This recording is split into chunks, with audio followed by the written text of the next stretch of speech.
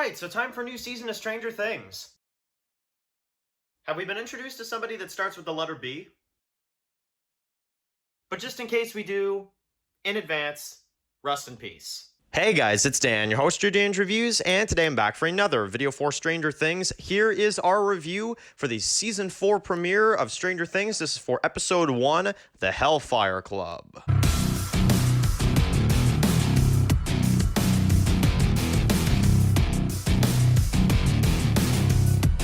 Alright guys, this is going to be doing another video for today. This one is going to be doing my video review for the Season 4 premiere of Stranger Things. This one is for Season 4, Episode 1, titled The Hellfire Club. So, Season 4 of Stranger Things has started. It is out now on Netflix, Volume 1, which includes the first 7 episodes of Season 4 of Stranger Things, which is a 9-episode season.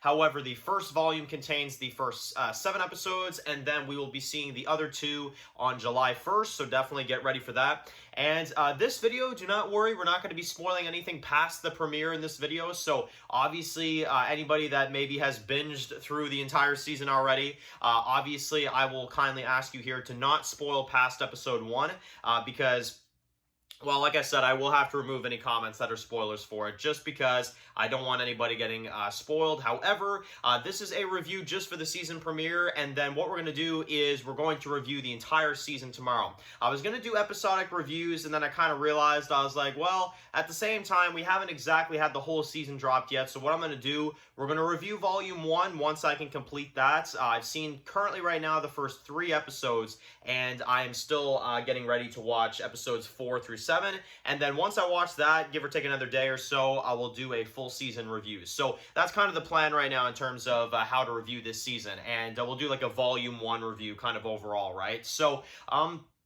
so far, so good. First 3 episodes are really fantastic, but let's just talk about the premiere for this review, and let's give our thoughts on the beginning of Season 4. So, I come into this season very kind of optimistic. It's been a few years, obviously, since this show has, released, and immediately they kind of hook you, I would say, because we start off with a flashback, obviously, with Elle's papa, who, of course, I was really surprised that they brought the actor back, but they did. They brought him back, and we see him, doing these tests on these, younger kids and stuff like that, and giving them the powers and stuff, and I actually really like it because you've got 11 in this one, who seems to have attacked some of the people inside the lab, and he's kind of looking at her, with all these dead bodies all around. He's like, what did you do, So, on one hand, I think he's pissed because of what she did. On the other hand, I think he's sickly kind of impressed by her powers, which is kind of messed up. But I can kind of tell it's a bit of both. He's angry because what she just did, and he's also kind of slowly impressed. Yeah, that's definitely, it's an interesting kind of opening scene. So then we get the intro, and then we're right back where we are with our characters. Everybody is split up right now. You've got Eleven and Will and Joyce and the rest that have moved outside of Hawkins, and they are going to high school. You've got 11 in this episode who really is just struggling overall. I mean, she's still dealing with, obviously, the death of Hopper, and she's doing like this kind of presentation and stuff like that, and people are kind of making fun of her and stuff, and she's just not exactly having a good time. There's even one part where there's a girl that kind of starts picking on her, right, and she just kind of, has enough of it, and she wants to use her powers, but she doesn't have her powers anymore, so she's kind of just standing there looking all weird, and everybody starts laughing at her. So it's really kind of sad. You can tell she misses Hopper, she misses Mike, she, doesn't really have any friends in high school, she's being made fun of a lot and stuff, so she's kind of dealing with that, and then you've got what's going on in Hawkins. You've got Mike, you've got Dustin, and you've got Lucas, who Lucas is joining the, the basketball team and stuff like that, and he's kind of in the more popular, club or whatever, so you got him doing that. And then you've got Mike and you've got, Dustin, who are part of this club, which we're introduced to, the Hellfire Club, and we're introduced to somebody named Eddie. Now, Eddie is a pretty complex character. I actually quite liked him a lot. He's very just kind of, he makes you on edge, he's a very theatric, in the way he talks and stuff, and he's kind of rambunctious, stuff like that. So, yeah, you've got him. He's kind of like the leader of this club or whatever. And it's very similar actually to Stranger Things season 1, them playing board games and stuff, and kind of getting all freaked out over this monster, which we do get to see a little bit of that in this one, where they're kind of talking about this monster, and all like this is all crazy. So he wants to potentially leave this to Dustin and Mike, because he thinks that this is going to be the year that he gets out of high school. So I guess that's what he's thinking. So he wants them to stay at the club. He doesn't want them to go anywhere else. He wants them to do that. So Mike and Dustin have to stay.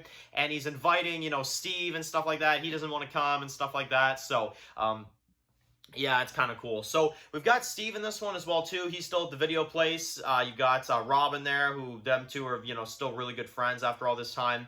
You've also got Nancy. She's doing her thing and stuff.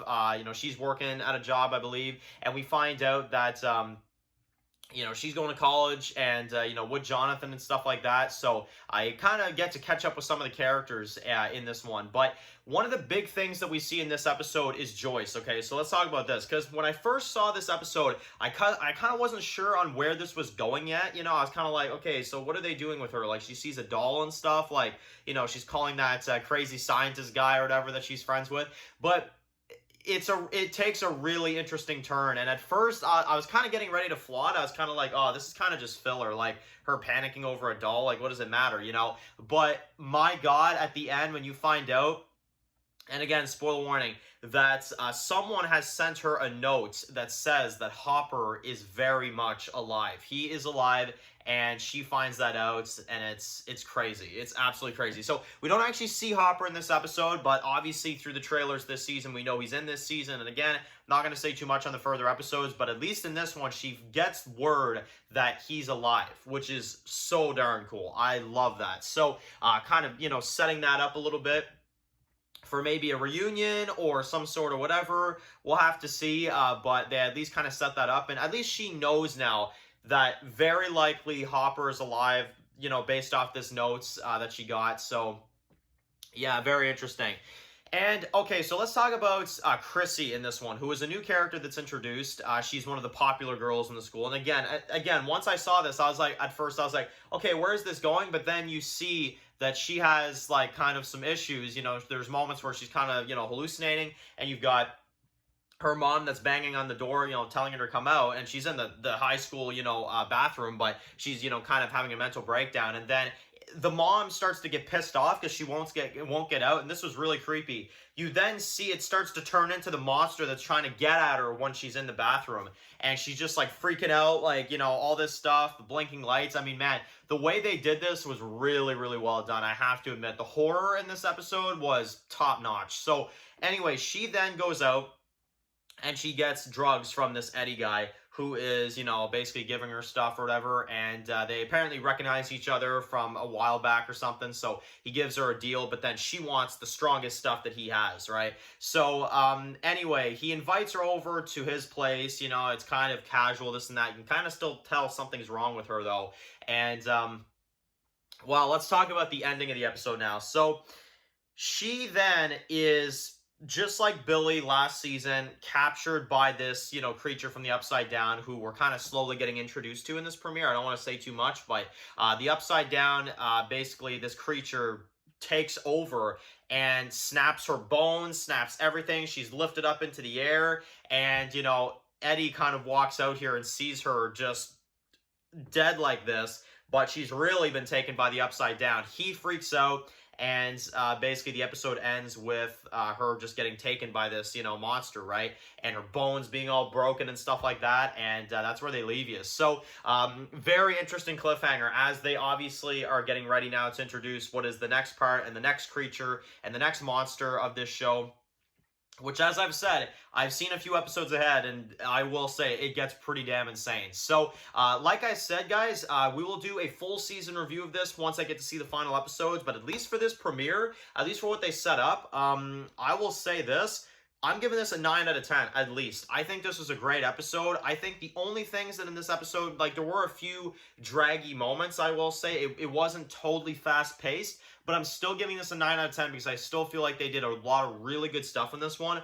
The horror was really fantastic. Honestly, that was one of my complaints about the third season, is that there wasn't almost enough of that. It felt a little too light. I think season 4 really is starting to bring that back again, and I think it's really, really well done. So 9 out of 10 for this premiere. Absolutely, really enjoyed this one. And like I said, once I see episodes 4 through 7, I will make sure to do the full season review, which you guys can expect in about another day or so. And that is it for this review, guys. Thank you all so much for watching this video. Make sure to click that subscribe button so you don't miss any of my videos for Stranger Things. And the full season review, like I said, coming up in about another day or so. And I will see you guys really soon for some more videos on Stranger Things. Enjoy the rest of your day, guys, and peace out.